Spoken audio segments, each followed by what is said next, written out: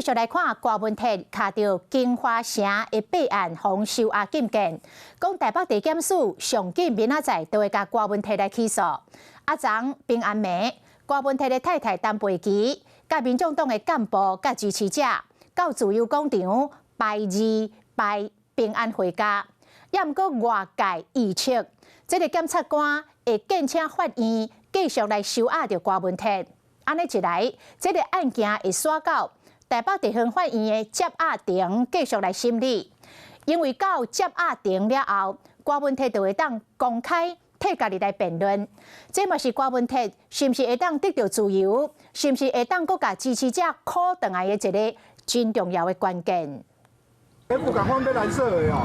暗时遐的自由广场，吹冷四十风，小草唔惊冷，唔惊寒，互相帮伴，用金光棒伫咧涂骹白漆。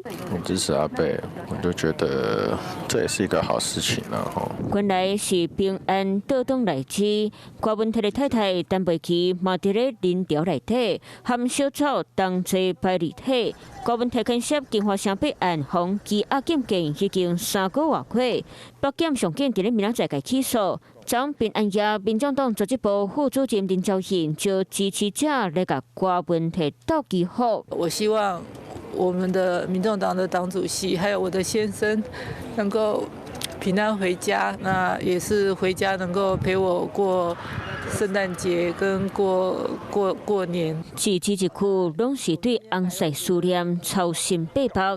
郭文泰9月7号羁押了后，翁仔某就无搁再见面。不过真侪法界人士拢认为，经过起诉了后，检方赶快向法院建请接押郭文泰，以审判完了后的接押庭卖正做关键。